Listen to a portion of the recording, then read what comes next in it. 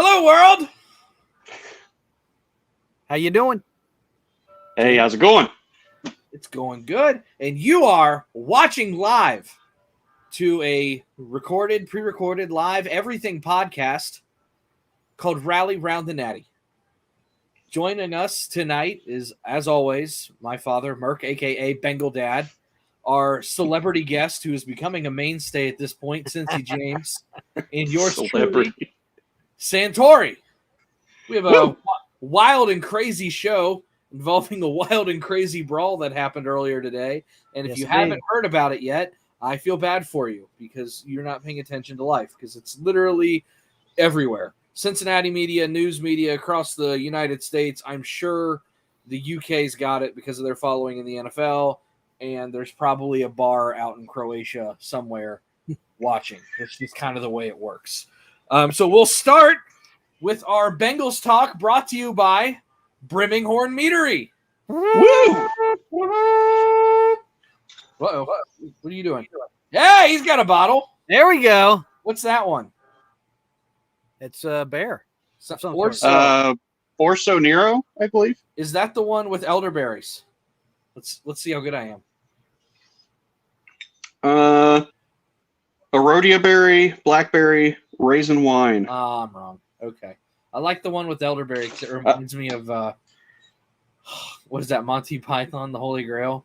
Your mother was a hamster and your father smelled of elderberry. It's just a great... I was gonna say, I've got this one too. This is the Wolfwoods. It's got, it says honey wine with natural flavors, so that's pretty broad. Okay. So honey, grapes, and trees. Got it. Yes. So, I saw juniper berries on there, so... I don't even know what a juniper is. Yeah, I think it's in the solar system. Yeah. No. Speaking of the solar system, before we get too far into this, Bengal Dad is way out of the solar system in Cincinnati. Yes, I am. I'm on a little island called Matinicus. Matinicus Island. Matinicus. And I'm getting attacked by gnats and mosquitoes out here. Matinicus mosquitoes. What's that? Matinicus mosquitoes, yes. Matinicus mosquitoes. Yeah, we have a Kevin miles off the coast. So you're 20 miles off the coast of Maine. Is that technically Maine, or is this like a U.S. territory? No, it's technically Maine. Okay. So my favorite thing that you've shared with me, and I want you to share this with the one person watching, which is Kevin. Kevin, yes. With our guest, Kevin. Where's Haas? Haas might still be with Bengal and Brews. They got Angelo Dawkins on tonight. They're going to be pretty busy. That's kind of where Cincy James and I just popped over from. We were watching that podcast and went, oh shit, we got ours. But no, tell them about the little bakery you found. Oh, the little bakery. Yeah, we have there's a nice man and woman, primarily the woman that bakes. She'll make 3 or 4 different types of breads. She'll make cinnamon rolls. She'll make moon pies. She makes fudge sickles, strawberry sickles. She makes chocolate chip cookies. She makes all kinds of stuff. She wraps them up in saran wrap, puts pricing on them, puts them under a tent, and then she has a cash box next to it. All you do is pick up what you want. It's the honor system. You put money in her cash box, make your own change, and away you go. And you got to be 20 miles off the coast to do that. Right. And then there's another gift shop that's in the back of somebody's house. There's something on a note on the door that says, if we're not here, please come in, take what you'd like, and just leave the money here. We went in there and she only took cash or personal checks. I had a little cash. I had my credit card. They don't take credit cards. She said, I trust you guys. Take what you want. And when you get back home to Cincinnati, write us a check and mail it to us.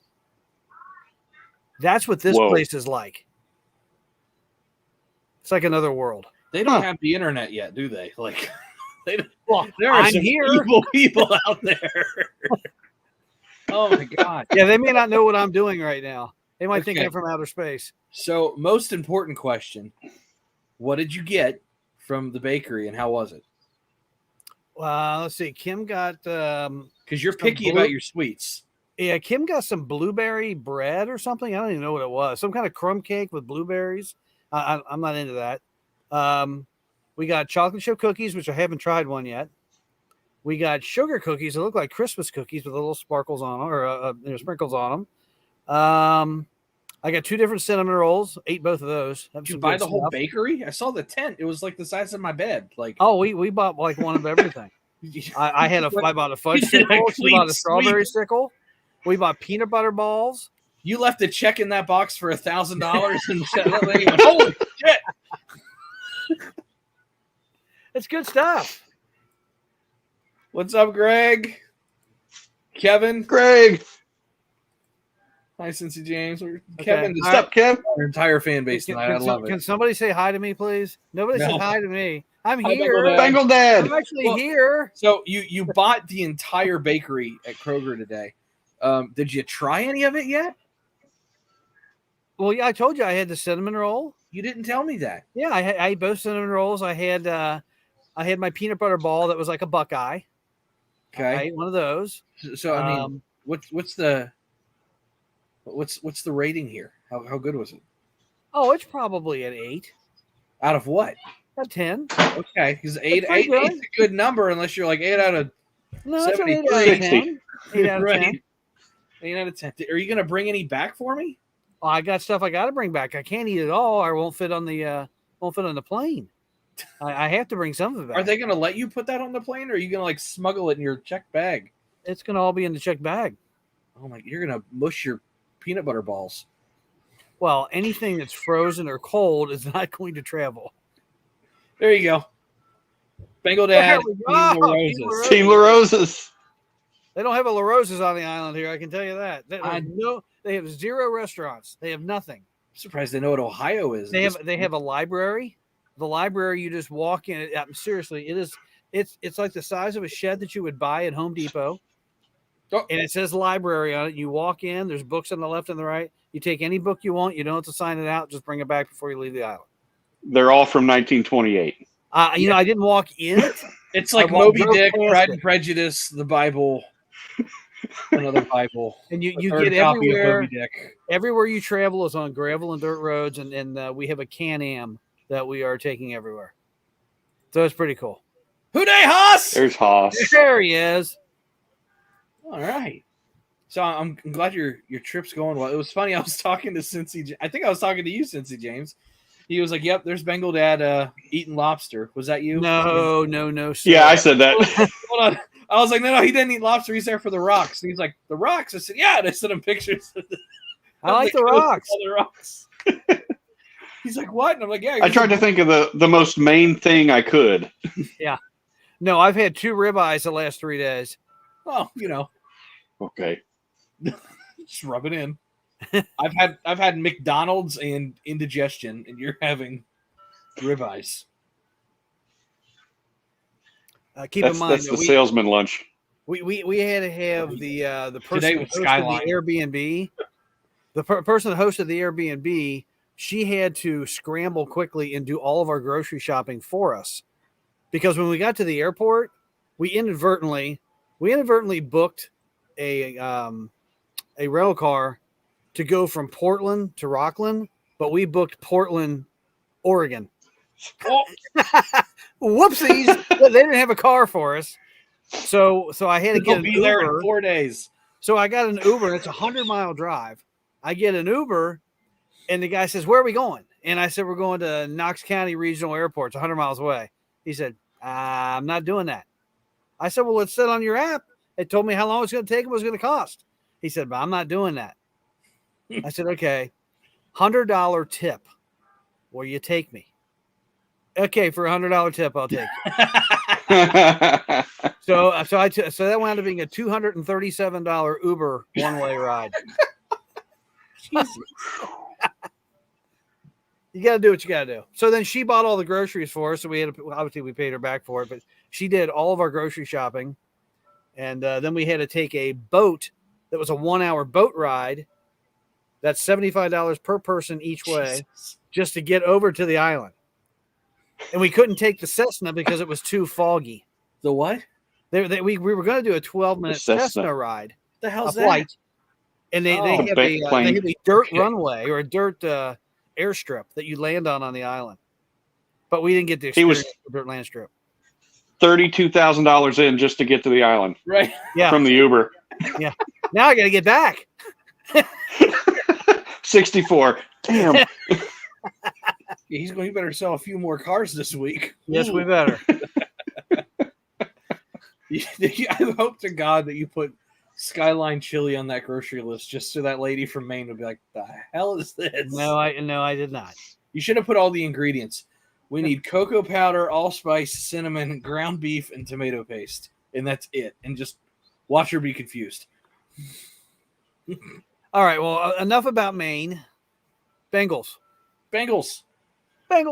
So we had as the Inquirer put it, the Super Brawl today, which consisted of 3 fights, all started by, from my understanding, La'el Collins, which I'm 100% okay with. I love having a nasty asshole on the offensive line. It's so much better. Glass eater. Sure, whatever we want to call it. He's a dick, and I love it. There's that indigestion I was talking about. It's coming back on me already. It's happening.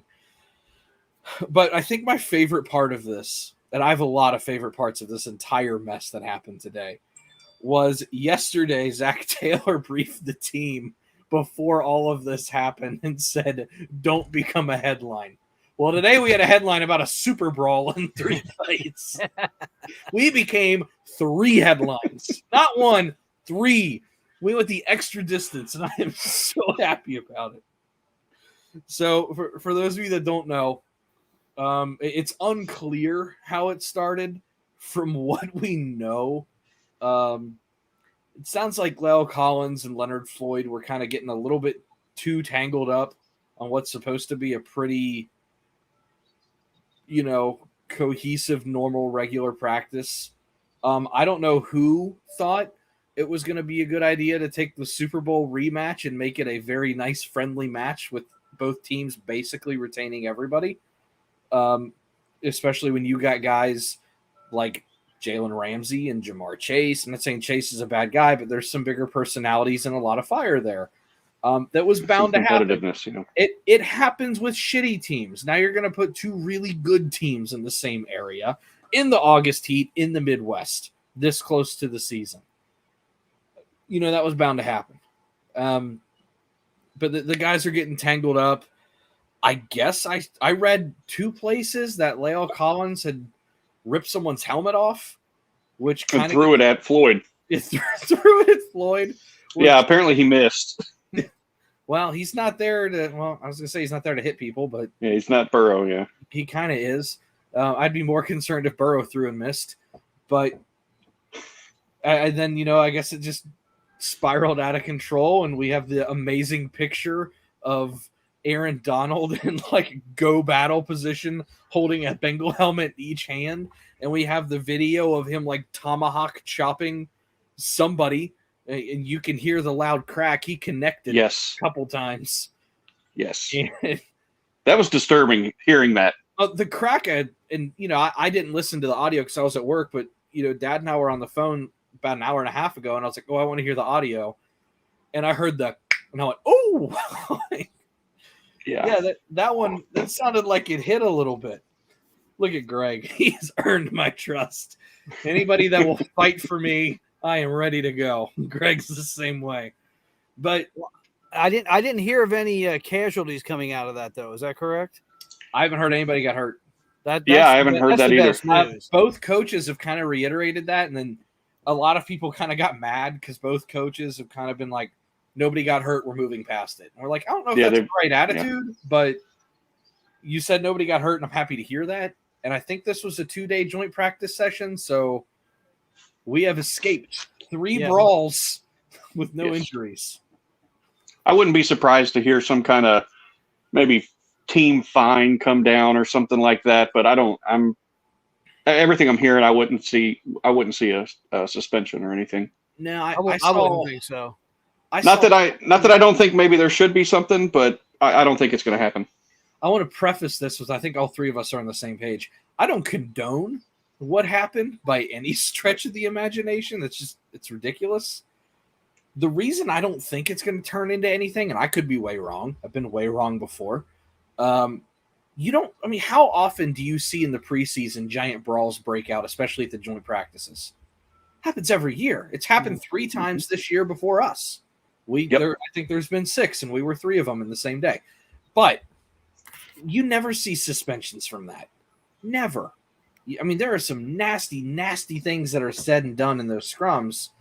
Nothing ever comes out of it. I don't think it's league-sanctioned practice. I think this is something that the teams put together, so the teams are responsible. Yeah, the NFL doesn't discipline for practice stuff, apparently. They do the game stuff and the off-the-field stuff, not for practice, is what I've heard. They're more worried about what color socks Jamar Chase wears on a not show my cleats game than Aaron Donald cracking someone's skull at a joint practice. Yeah. Get that $13,422 fine. Those weird-ass fines that they do. Right. Yeah. I've never understood where those numbers come from. But I don't necessarily think he should be suspended because, like we said, it falls outside of the realm of the NFL, oddly, if that's the right terminology there. If the Rams want to do something cool, but I don't think the Rams are going to suspend Aaron Donald for a practice fight. You can't play in the preseason game that you weren't going to play in already. I mean, they might do that, like just to save a little face for somebody that doesn't really pay attention. See, he got suspended. Really? For anyone to play? That's like suspending a pitcher for 4 days in Major League Baseball on his off days. Yeah. Okay, it's 5-day rotation. Thanks. Doesn't mean anything. Yeah, I think the only questionable thing was the fact of using the helmet as a weapon, doing the same thing that Myles Garrett did. And I know it's a practice. I'm not saying he should get suspended, but if anything comes down from the entire thing, that would be probably the most pointed act that they're going to look at. Did it with 2 weapons. Yeah, 2. Not just the one. Do we double the suspension per weapon? Is this how does this work? Double indefinite. So let's roll with that for a second. Not that we want to rehash a whole lot of negative stuff here. Let's just for the sake of that terrible argument, let's say it's an equal amount per weapon used, right? Well, Myles Garrett got 6 games. We get 12. Here we go. We just got 11. And we'll end it there. But, Too soon? Yeah, maybe. Well, what's not too soon, and we'll be very, very careful on this topic. Did you see the freaking Bills news today? Oh, my goodness, yes. Oh, my God. The only thing I'll say... How many players are we talking about? It's 3 from ASU. Yes. So, San Diego State, right? Yeah, my bad. Not Arizona. San Diego State, pardon me. The only thing I'll say is I hope there's justice whichever way it needs to come. I hope the truth comes out, and we'll leave it at that. We have too many of these cases to keep diagnosing. Unfortunately, they keep happening. It's an awful, terrible thing, and we will leave it there. But my God. Are any of either the other 2 players in the NFL, or is it just the punter? I think it's just Matt Araiza that made the league. Yeah. The other 2 guys were they might still be on the team. Yeah, because Araiza's a rookie. So I don't know. Okay. But we'll go there. In other news, because this is your kind of segment, Dad. What? Oh, it's our Reds Week in Review. Oh, come on. I don't even know if they're playing anymore. All they do is lose. Now they're playing right now. Now they're losing a bunch of close, gut-wrenching games. But I will say Aquino is one hell of a right fielder as far as his ability to throw people out. That throw last night was so he was like 10 feet from the track when he let go. That was a Roberto Clemente throw. Is what that was. It only got like 10 feet off the ground. I know it. One hop strike. The guy. Yeah, that's what I was going to say. One hop. Somebody out. That's before they're sliding. But it wasn't. Like, what the hell? It wasn't even a curl hop. It wasn't a long throw. It was like sidearm, 10 feet off the ground. One hop to the catcher. There's a still shot somewhere on Twitter where the catcher turns around and the guy's just starting his slide like 15 feet from the plate. Can we just basically 100 miles an hour? Can he just be a designated outfielder? Yeah, can we have designated fielders in Cincinnati? We don't hit. need to hit. We ain't gonna score anyway. With a 160 average or whatever it is. Yeah. Oh god. He hasn't hit since August of 19. Oh my god. Yeah. He was Barry Yeah, Bonds 14 homers. He was Barry Bonds for 2 weeks and forgot how to Right. play baseball. It was Oh, we got an Anise sighting. Anise. Oh my, from Salt Lake City. Yeah, it's like All 4 o'clock right. there or something. I don't even know how that time. It's for whatever reason, all three of us are in vastly different spots, and Bengal Dad still is the same time as all of us. It looks like it's 2 a.m. out on that desolate island. Not much happens when you go to the right when you're looking at the map. It's when you go to the left. That's when time gets all jacked up. And these like missed the last 10 minutes of the show. That's all right. But it's our in helmet eaters. Whoa. The hell does that mean, Anise? Taking one to the chin? Wait. What are they teaching you in Salt Lake, dude? Wow. All right. Well, that's our show. What else we got? Man. I don't want to talk about the Reds anymore. What else we got? What we had talked about earlier. Who do you think your surprise cut's going to be? That would shock a lot of people. And I've got mine. We'll go around the clock here. We'll start with Bengal Dad, or I guess that way. I know what yours is, son, but I'll go a different way. Okay. I think Pirine. Because I don't classify him as a starter, and he hasn't touched the ball. I know he had COVID. I know he's injured or whatever. I think Travion Williams deserves a shot.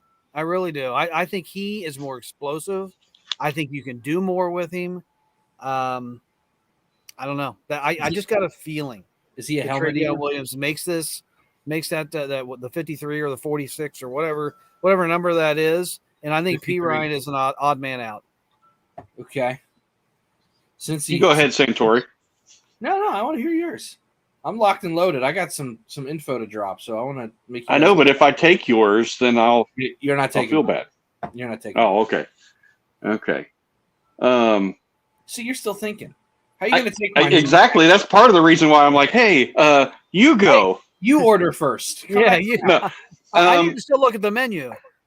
I'll go. I'm going to go Jackson Carmen. Oh, I don't think he will. Christ. I don't. Goodbye. Okay. So we're on the same page. I tried to get you to go first. You had a guess. I had someone tell me something, so I'll go. Well, start with you. Well, no, and the reason is now it's very rare to see an NFL team cut a second round pick after the first year. Right. But he has underperformed the entire time, and he hasn't done anything to make anybody believe in him. Nope. No, like there's nothing. The play in the first preseason game against a bunch of backups was horrid. Absolutely horrible. And then all of a sudden, he got COVID. Not that that's against a strike against him, but then he's gone. Volson comes up through the ranks and plays pretty well. He had a few rookie mistakes, but that's going to happen. But ultimately played well, and it's shown well in camp. Jackson Carmen hasn't shown well anywhere. So I 100% agree with everything you just said, first and foremost. Oh, thanks. I can take it back. I can be mean. Okay. I hate saying like I have a source or something stupid. Just got a couple friends who have a couple friends, and we'll leave it at that. Yeah, you heard something. Yeah, the staff's not happy at all. Which more or less is probably Frank Pollock, and that's me speculating. But if the staff isn't happy and it's coming from that group, it's a fair assumption that the position coach isn't happy. The phrase that I was told was he just doesn't give a shit. He doesn't have a whole lot of heart. He doesn't care. When he gets beat, he pouts. He's sloppy. He's a big crybaby. He's a bitch in the locker room, and there's not a whole lot of support. I heard it was like that in Clemson too. So and that's not one person. That's about 3, 4, 5 people that have told me that in the last 2 to 3 days. So if that's getting to me, it's definitely gotten everywhere else in the locker room. And, you'll never have guys say that, oh, that's not true. Or where there's smoke, there's fire. And there's quite a few people that have heard the same thing. And the people I talk to don't know each other. They all have friends. They're all from different walks of life, but they're all connected. And they're all saying the same thing.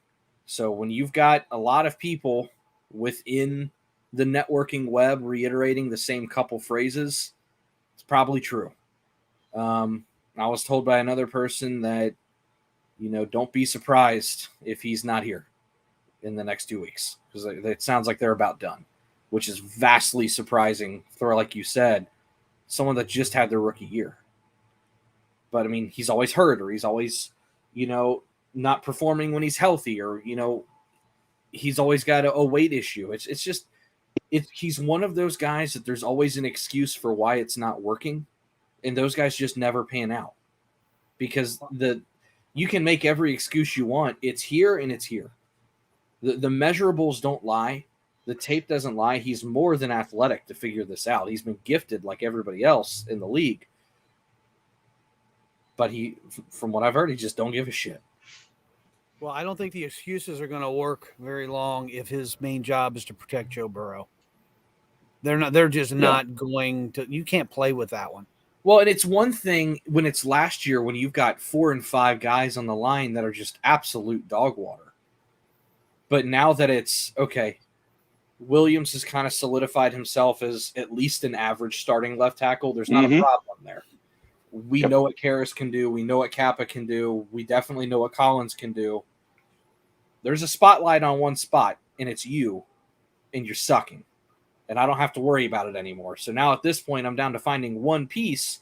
And like you said with Volson, he's played all right. My assessment on Volson is he's played adequate. He hasn't played at a superstar level like some of the hype train people would want you to believe. He's made some rookie mistakes. He's made some whiffs. He's made some poor reads. The thing that I like, though, is that he does give the effort. The thing we talk about with the give a damn, that does show up on tape. With the re-anchoring and getting back in position, and still, even if he misses somebody, he'll find someone else to block. He doesn't just stop, turn around, and look like an idiot.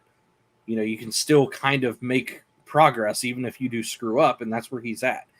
And I think he is going to have a genuine rookie season. I don't think he's going to be anything spectacular. He's going to have rookie bumps in the road. He's going to have misses and whiffs and penalties, and he'll have those PFF grades where it's like, man, I thought he looked good, and he got a 30. Just if he's close to average as a 4th-round rookie that wasn't supposed to be here, I will take it. The most important thing is to find some kind of security of depth behind him, and it doesn't sound like it's Jackson Carman. Right. But beyond that, lines... And there's still people out there. I think you're frozen there, James. We're losing you, James. Yep. I noticed. Can you? You're back. Am I good now? Yeah, okay. You're good right now. What I was saying is there's still people out there to sign too that are I don't want to say quality, but they're average. There's some quality out there. Quite frankly, I'll say that. The guy that I love, and unless I'm an absolute moron, I check every day, is Darrell Williams, who has had an excellent career. He's just 29 years old. He has really good experience at right tackle, really good experience at right guard, and he has graded well almost every single year. I mean, he is somebody that I don't know what he wants money-wise, but I'd figure it out real quick. I mean, I heard Alex Leatherwood might be available. Yeah. What's going on with him? I'm a little bit removed from his scenario. I don't. I know. I just read something earlier, and it was talking about him being available. And I saw somebody on Twitter was like, "Hey, we need to go after." I'm not saying we need to, but that's another name that's starting to be floated around. Yes. And then we've got Go ahead. I'm just reading some of this Alex Leatherwood stuff. nobody at left guard Moderately intelligent behind Volson. Yeah, there's nobody behind Volson right now. Well, as far as Leatherman, as far as that guy, Leatherwood, Letterman, whatever. Letterhead. He's a first round draft pick, right? Wasn't he a number 1 draft pick? He was highly ranked. I believe he was a first. Yeah, he was. Yeah, I think first. Yeah, as long as we would not have to eat a significant or take on a significant part of that contract, I would try to get him because you can get him for a very low draft pick if they're ready just to let him go anyway. I think you can pick 17th overall pick for what it's worth. Because I remember he was a guy that you and I, Mr. Santori, both thought a little bit the Bengals may go after. We thought at 31 that if he was there, they may take a shot at him. Yeah, that was somebody. Well, that wasn't this year. That was last year. So that would have been. That was last year? Yeah. Okay, I thought he was a rookie this year. No, he was a bomb last year. Okay, all right. So no, we were not going to take him over Chase. Sorry. No, I realize that. But no, he was someone I definitely had my eye on. I was hoping he may slide early second round, or that we might trade up into the first round if he slipped far enough. That's somebody that I did have my eye on. But I guess it's not working out. I mean, here's an article that all options are on the table, including leaving him a tackle, trying him a guard, trading him, or cutting him, which means we're done. Essentially, that's layman speak for we have no idea what we want to do with this guy. And quite frankly, I don't know enough about his situation. I don't know if it's a character thing. I don't know if he's not meshing with the new staff because I know Vegas just reset everything. Mm-hmm. I don't know if it's a production. I don't even know how he graded last year. I don't know a damn thing about Alex Leatherwood except for the fact that I was moderately high on him coming out of Alabama. So, I mean, if Zach feels like it's a fit, sure, roll the dice on it. I don't care. When you've got a guy like this who, and quite frankly, if we would have to eat some salary, that means that I'm going to get him for next to nothing. So I might as well. Yeah. I mean, what's his salary right now? A first-round pick. Let me pull up his contract. You guys keep talking. Talk about Maine or cinnamon rolls or something. I saw somebody on Twitter put the number $14 million out there. I don't know what that was in regards to completely, but I heard $14 million. That is his total contract. Got it right okay. here. So this year, base salary of 1.3, prorated signing bonus of 2.9, which that stays on the Raiders books because that came out in cash on their end, not ours.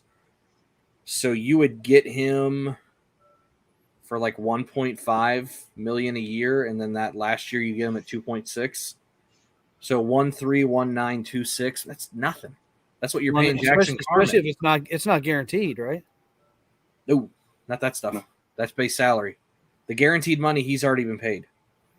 I think that'd be worth a shot. I don't know what his issue is though. Yeah, that's a thing. No, I have no idea. But I mean, as far as the money's concerned, it's not a concern at all. As far as his grades, I haven't been on Pro Football Focus in a hot minute. I try to stay away from it this time of year because preseason grades are just. Oh, yeah. All over the place. Right. I mean, you miss 2 blocks in a preseason game and your grade is a 2. Let's see here. Mr. Leatherwood. Haas is thinking that we need to trade Carman and a late rounder for Leatherwood. It's assuming someone would take him. So I think we're just maybe swapping garbage for garbage. You might be because his pass blocking grade for the entirety of 2021 over 1,000 snaps was at 29.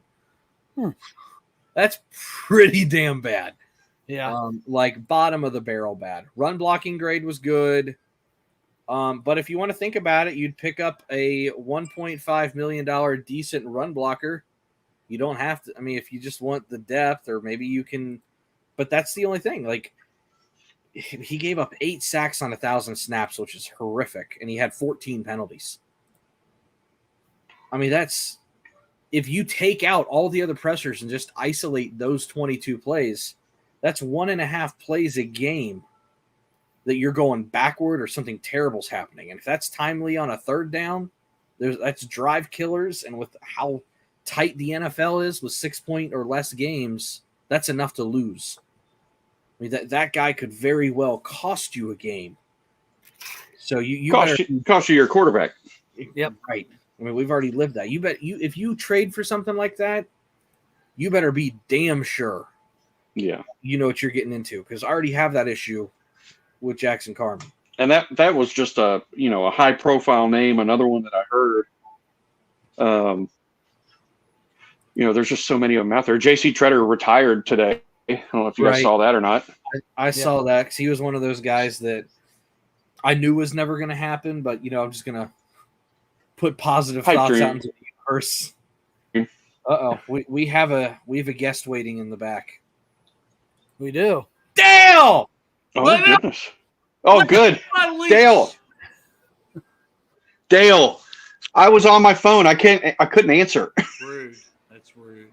I'm so sorry. I'm on the phone. I was on my computer, and we tried it at the beginning, and they said it was awful. Well, imagine being me and having like a WWE superstar on that I've been trying to set up for months and months. To be fair, I watched most of that show. He was pretty damn entertaining. Oh, he was phenomenal. But my internet just crapped out, and so we called, and I'm like, yeah, I'm getting like 0.08. I ran a speed test. I'm getting nothing,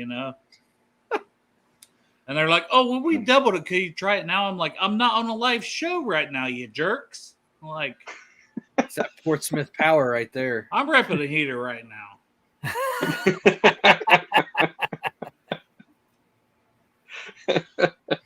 It's ridiculous. They've got me so upset.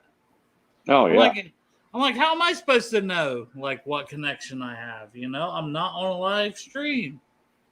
So if I start crapping out, just let me know. Well, to be fair, from what I watched, I know you were kind of bouncing in and out of the show, but when you were on there, it was fine. Well, they said I wasn't doing good. I mean, maybe Travis is just trying to take over. It's excuses. Calling you out, Travis. I guarantee you he doesn't watch this show. We can clip it and send it to him. The big red machine. Sure. So what are we talking about? We talking about the fight? Have we talked about the fight yet? Yes, we have a little bit. We've been on for about 40 minutes. We've talked a little bit about the fight. Okay. Do you want to talk about it? Have we talked about Dad's majestic pictures? Yes, we talked about Maine. Oh, gosh. So I do want to have him re-explain something. We've actually got some viewers now. He did look so majestic. Yeah, he had that side profile. Yeah. Yep, there it is. That one. Kim sitting on the rock. Photography, so she knew what she was doing. Yeah. If he wasn't also my dad, I would have had at least a half a chance. No homo, of course. So, explain to Dale because we actually do have a little bit of a following now. Explain the bakery, because that just blows my mind. You're all about the bakery. Well, I'm all about food. If you haven't noticed, I mean, I'm thicker than Snicker. There is a resident. Hey, this island is very remote. There are only 70 people that live on the island in the summertime, and there's 30 that live here year round. One of the residents runs a bakery out of her house. Keep in mind, again, there are no businesses on this island. The electricity is all from generators. It's just very remote, very much off the grid. Is that where you're at now? That's where I'm at right now. You have pristine internet connection. I have an internet connection. Got better internet than you, and he's out in the middle of the ocean. It's wild. The ocean is directly behind me, and there's nothing for miles. Okay, so Dad, when do I get to be part of this secret society?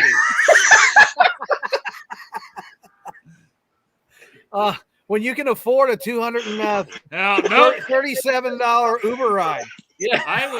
I was counting on you, Dad. I'm sure you were, son. Anyway, you know how much money I owe him? There's nothing free in this society. Anyway, I was just hoping, man. I was hoping this woman makes baked goods. She makes breads and baked goods and pastries and popsicles and everything out of her house. You don't go in her house to buy anything. And she's cycling on a bike so you can have this pristine internet connection. But exactly. Kim's back there on a hamster ball.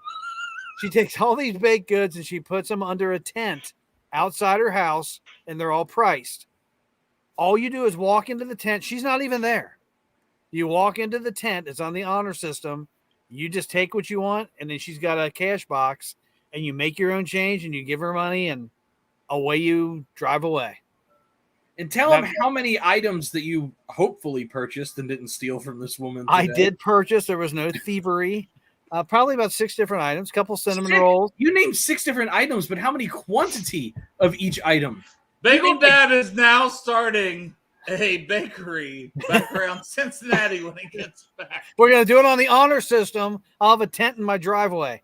No, we're going to charge a lot for that.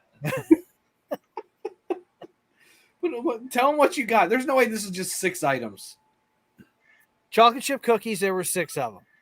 I haven't eaten one yet. You got that's 6 cookies there. 6 cookies. They'll be making it home. I'm sure you're going to be running over to the house tomorrow night saying, let me have a cookie. I got 2 cinnamon rolls, but they have been consumed. 8. A blueberry crunch loaf. Kim bought. I don't even know what it is. It's like a coffee cake. Loaf. That's like 3 items. We're going to call that 11. A fudge sickle, a strawberry sickle, peanut butter balls, 4 peanut butter balls, peanut butter chocolate like Buckeyes.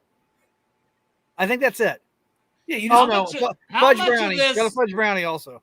How much of this was laced with some kind of hallucinogenic?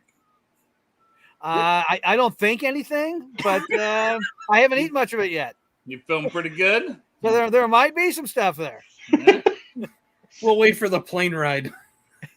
He'll be texting me. I can see Ohio. Oh, we got to tell the story about when we were flying back from California and I caused an entire panic on the plane. Would you? That was great. So look at the disappointment. Your dad is so disappointed in you. That's why now I am his favorite son. This is an astute observation. Take what he says and dial it back about 90% because he tends to exaggerate a little bit. No! Yes. I have never once. There's probably one person on the plane that heard this, not the whole plane. There was at least 2. No, to be fair, there were probably honestly 3 to 4 people that got a little bothered by it. So we were in California. Actually, we were at the Bengals Charger game the week after Chris Henry had passed away, and we're looking our wounds because that was kind of a nasty loss. If you remember how it ended. We flew out there as part of the elite society or whatever you call it, secret society. Secret society of elite. Yeah. I mean, that was another story your son told that we just ran with. So we're getting on the plane. Plane takes off, and we're flying back from San Diego. Maybe we're flying out of LA at that point, back to Cincinnati. There may have been a layover in Chicago. Regardless, we're going from California back to the middle of the country. And plane's taking off. We're, still rising through the air. And I look out the window, and I was like, I could be wrong, but why are we over the ocean right now? Like, aren't we supposed to be going the other way? And he was like, and he looked out the ocean, out the window. 3 or 4 other people were like, why are we going over the ocean? And I shit you not, the guy came over, the pilot came over the intercom. He was like, we do take off over the ocean and turn around. And then it just started to tip and go back. the other way. But I was freaking out. I was like, I'm sorry. I checked Twitter and oh my God, I can't even share all the details of it. But apparently there's been something with the Punk God or whatever. Yes. we touched on We it. touched on that briefly. Okay. Well, I hadn't even seen it, but I got a direct message from somebody who said that they steered the Bengals away from drafting him because they had heard about the stuff. Ooh. That Well, they must have had. I just literally read a direct message that I had. Yeah. So, I mean, we were familiar with everything going on with him. I mean, didn't know like- that part, but that makes sense. no, I'm saying like, yeah. Well, I wondered why I'm like, dude's got a can. You know, they just released their punter too. Like the Bills must have thought, oh, we're good now or something. But wow, They got to do holy something. hell, Need a punter now. that's crazy. Like, But anyway, we took off over the ocean. sorry, And I got sorry, scared. yeah. Oh, there you go. I thought you were going to say you were like, man, this flight's the bomb. I did. Don't say that either. Yeah. No, I've made that mistake. Oh. Something very similar to that mistake.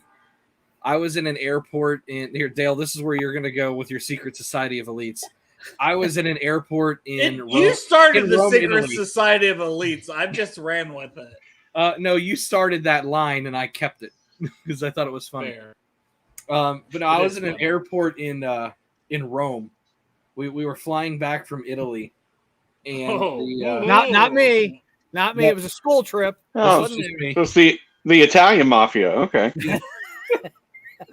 So the thing that they had asked in the customs and I guess border patrol, I don't even know what it's called, customs, right? They're going through all our shit. This was right after the Amanda Knox whole situation, so it's 10, 12 years ago. Americans weren't super liked in Italy at the time. We're And not they're- liked a lot of places. Right. But this was a high profile time too. But the two Italian officers had pulled me over in the airport, and I went through the thing. I didn't beep or anything, and they're like, "Did you buy anything in the airport?" And I was like, "Yeah, I bought a Sprite." And they're like, "What's Sprite?" I was like, "A Sprite, like a pop." And they're like, "Pop?" And I went, "Yeah." And that was all she wrote. They pushed me up against the wall, ripped my shirt off, patting me down, legs spread, and I'm going, "Oh my God, this is it." Should have said soda. Should have Said said Sprite soda. and went because I thought I was going to do not grenade. Yeah. And then so they searched me. My teacher's laughing his ass off. Pop, bitches! And I'm Hit the sitting there deck, sweating. bitches! I'm sitting there sweating. I'm like, oh my God, I'm never going to see my family again. I have 3 teachers watching, laughing their ass off because they watched and heard the whole thing. Officers are getting fucking pissed. They're like, what did you buy? And they're looking at my bag. They're like, get it. And I was like, all right. So I pulled out my He bag. said pop. He said pop, pop. I pulled the Sprite out and it made the noise. And they went, Coke. And I was like, Sprite, not a Coke. And they went, plain, and just gave me a nasty look and put it. So that's how I almost lost my entire privileges of everything in Italy.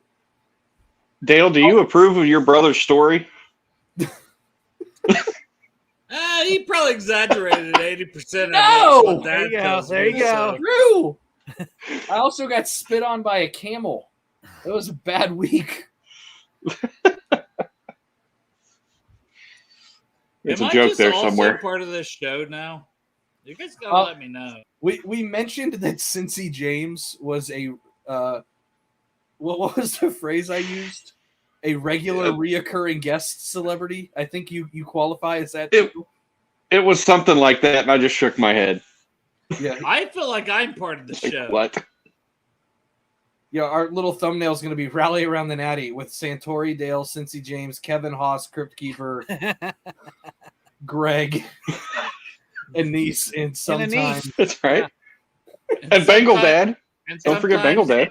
and Glenn Bengal Dad. Goodberry. And sometimes Glenn Goodberry. And sometimes Glenn Goodberry. Well, there was a question that was on the table when Dale popped in. We were just finished with it. Who is going to be the surprise cut this in the next week or so for the Bengals. Yeah. Before the season Jackson starts. Carmen, God. get the fuck out of here.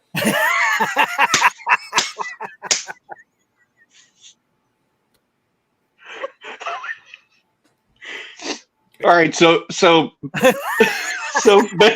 Bengal Dad went first and said his, and then I tried to get Santori to go. I tried to get him to go, and he wouldn't go. He's like, well, he said, no, he said, you won't guess mine. I was like, okay.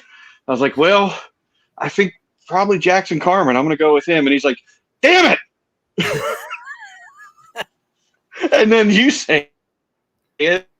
Yeah, he's extra salty. Be that surprising at that point, right? Well, maybe it's not a surprise. Maybe we all just know that he's getting shit canned, and it's the end of the day. I think it would be a surprise to 98% of the fan base because they would be like, "Oh, he's Bengal Facebook would implode." Year, Right. That's the thing that makes it a surprise for me is just strictly because he's still under a rookie contract. He's only played 1 year.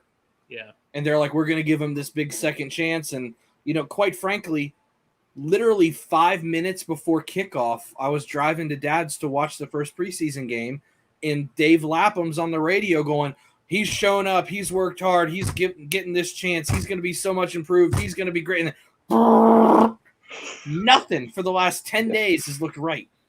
I love Lapham, but he tends to do that quite a bit. He tends to hype up guys like, good Lord, Billy Price, probably second coming of actual Christ. And who else? Like, he was high on certain guys. Nate Livings. Nate Livings is probably mean and nasty. Livings. You know what I mean? God. Like, when they should have played Evan Mathis, who went on to have a great career with the Eagles after he left here. Like, come on, man. At some point, like, Lapham, you can't suck all the dicks. Just suck a couple. You say, did he talk about Bobby Hart too? Lapham's never coming on our show. He's got his own First Star Logistics podcast. Well, I feel like the odd man out because I didn't say Jackson Carmen. So I feel really bad about that. Who did you say, Dodd? Samaje Perine. I don't think that he hasn't even been playing because he's just locked into a spot is the only thing. Like, I don't disagree that his spot should have been on the line. Yes. But I feel like Chris Evans, Travion, they should be up there. Even Patrick. Patrick. Yeah. Patrick's a big, nasty son bitch. Like, I love it. He's probably the guy that pushed Aaron Donald down. Well, Santori had the picture. Because, see, on our show, we were talking about it. And I'm like, Santori had the picture. And it's either Tupou or one of those linemen, Desmond Noel or Cochran. So somebody gets major kudos. Shove that motherfucker. Someone has designated themselves as the starting left guard for the next 30 years.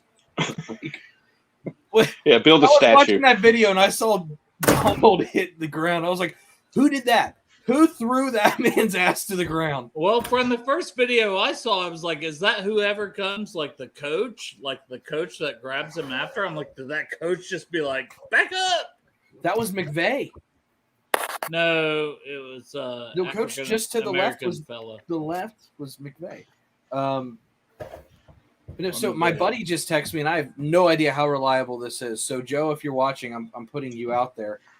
I would love to know that this is true, just because it's one of those guys I'm rooting hard for to make the team, just for no reason other than the fact that he went to LSU.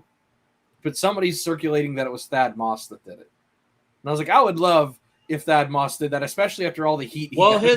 His helmet was off. I seen that after the video that he was standing off to the side, 81, and his helmet's off. So his helmet got pulled off at some point.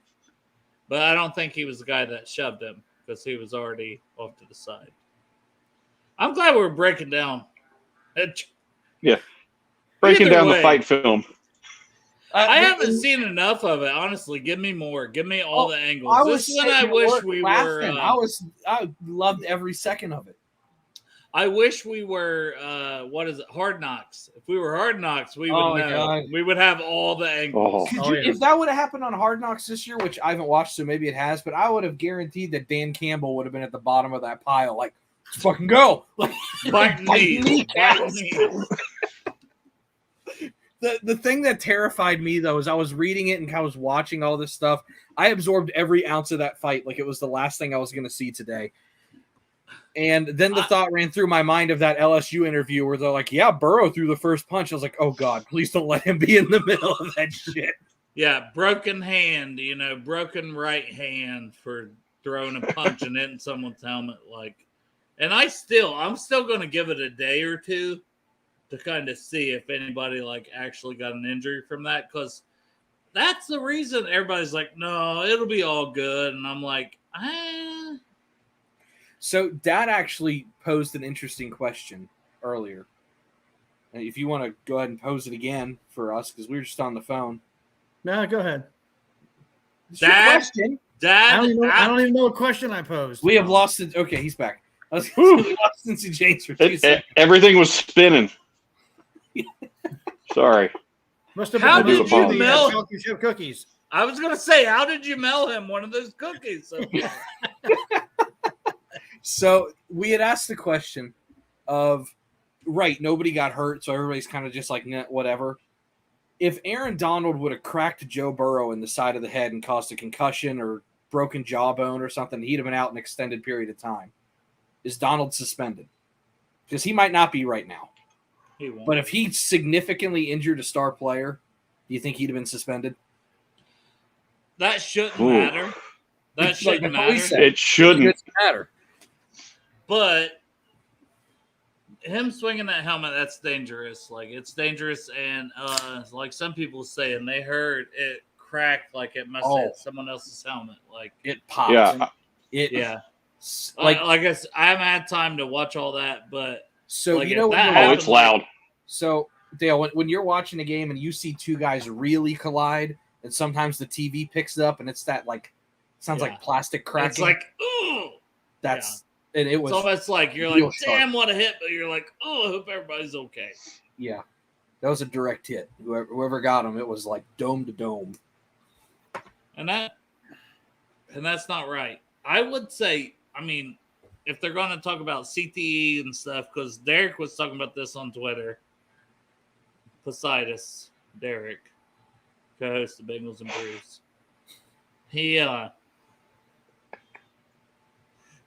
He was saying if they're so dialed in with CTE, then that should be a suspension. He's swinging helmets, just cracking everybody over their head, their helmet, whatever. No regard for human skulls. We won't say human life, but human skulls. He's just cracking them, He probably deserves a suspension for that. But do I think it'll happen? No, because they kind of let practice. They'll be like, well, they didn't have to have this joint practice. Right. Practice is. I don't think it was sanctioned. I don't think it was sanctioned by the NFL. So I don't know if they have any jurisdiction over that. I don't think they do. I think it's up to the teams. And like we said, I don't think Sean McVay is going to be like, Aaron Donald, you're suspended for 4 games. Like, he's not going to do that. Are you kidding me? Let's lose potentially 4 games. Right. We don't have this freaking beast. Yeah. No, they're not going to do that. Well, on ESPN earlier, they were it was 4 people and Adam Schefter was on there, and they were like, well, Adam, what's going on out there? And they had the fight in between all of them, and he was like, assault. And he said it just like that, and he was straight faced, and everybody started laughing, and then he said it again, was like, assault. And one could see how it could be said that it's assault with a deadly weapon. I mean, technically, yeah. My wife could say that every time I lay the pipe, James, but she don't.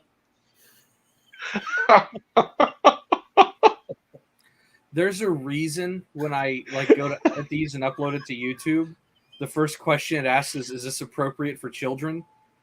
And I have to say, was Dale here? And if the answer is yes, then it's a no on the checklist. Well, I just moved into the house because I've got I was running out of juice on my laptop. And you wish you would have stayed outside. Yeah, because I just got to look. Sorry.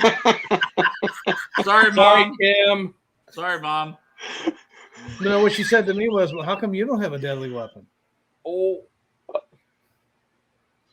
Ooh. that's some self-deprecating humor right there. Jesus. Yes. Bengal Dad's got jokes. That's right. Oh my God. I don't even know where to go from there. This is just It's just foreplay at this point. We know what's happening over there. it's like walking in on your parents. I don't know what to do with him. I'm just going to turn around and They're just going to go Can't at even it right see it. now. If we don't end the stream soon, you're just going to see it. You have to change the rating on this show. rally around the natty.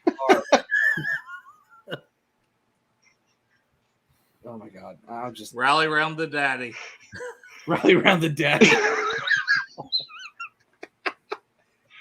Oh, here's a good one. How dare you sinners question the great Dave Lapham? He is great. I agree. Dave is Oh, I awesome. love him. First off, but I love his commentary. I hate his commentary. No, that's not where I'm at. No, what? No, even I my wife cannot- loves that. My wife loves it because she's like, he's so excited and happy all the time. Sure, he's excited, and I can't hear what Dan Horde's saying because he's having an orgasm every 4-yard run in the backfield. It might be a 2 Oh, it's gonna go! It's gonna pop! And that's a Yeah. 3-yard carry up to the 38-yard that's what line. I was gonna say. I'll It tell you might what, be a- Dan, he was one shoestring away from going 62 more yards to the house. Yeah. Okay. Next play. There's an incomplete pass. Oh! Just tipped away. Oh, is this You a can't new see it right here, segment? but Jamar Chase is wide open down the field. It's like we have a touchdown every single play on the radio. This is a new segment. Santori impersonating Dave Lapham from the week after each game. Oh, goodness. Like were take every sack or like 2-yard gain and just commentate it. The only thing I get super excited He for could go all the 1-yard gain. the only thing I ever get super excited for is that when a game ends and Dan Horde gets to yells coffin nails and he goes bam, bam, bam, or bam. How many more coffin nails do you need? It's like he loses track of how many he has to count to. Like you'll get 2 quick ones, a third, the Windows loading You think sign, and Dan then the looks 4th. over at him? He's like, "You need 2 more. You need Like, 2 more, Dave." bam. But the one time I We're had not to getting listen, Dave Lapham on our shows either. the one time I had to listen to the radio because I don't do it much, but I was driving I'm gonna back mark from that school. I was driving back from school, and it was when we were playing Baltimore, and AJ Green caught the Hail Mary, and it's me, Joe, and another person who shouldn't be named driving back from school. And the other person in the car is like, they're not going to win. They never win. This team doesn't win. You guys don't need to listen anymore. We did lose. We cut through. We did. But we cut through a dead zone, and I hear Dave Lapham start to go, ah! And I was like, well, that could mean anything. That could mean literally anything. And then it broke through 4 seconds later. Touchdown, Adriel! And I was like, ah! We're like screaming. And then they lost like 5 plays later. And I was like, oh. But Dave Lapham, he's super, super, super intelligent when it comes to the game of football. But my and in God, general, he's a freaking genius in general. Well, he probably is. There's not too many dumb people that figure out football. It's a pretty complex game. So if you actually know ball, you're probably a smart person in other walks of life. I'm challenging that theory. No, I'll roll by that till the day I die. I'll die on that hill. Now they might be like a dumbass. They're just not processing in that area currently. But it's and Special guest. critical. Hey, special guest. Special guest, Dave Lapham.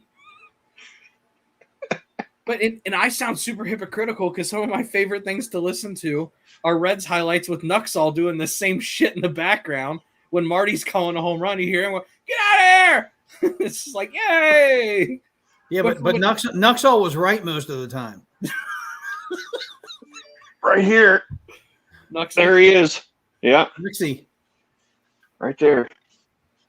Cincy James just can point to anything in his room at any time. And I Well, love when you've it. got the collage of Cincinnati sports behind you, you just gotta kind of that one.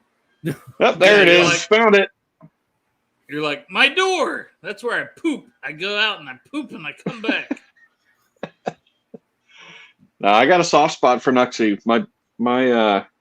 My grandparents built their house at the same time. 3 doors down from him.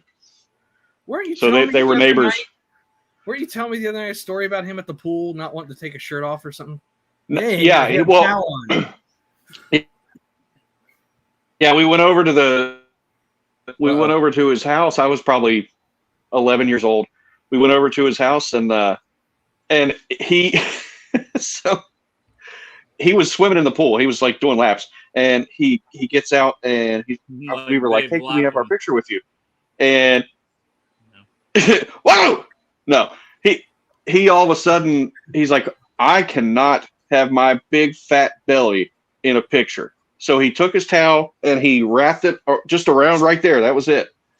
That's all he did. And then so we're sitting on this swing and we got a picture with Nuxie, me and my sister. That's one of my favorite pictures ever. I look like a dork. Glasses, braces. Oh yeah, looking good. But look at you now, sir. Oh,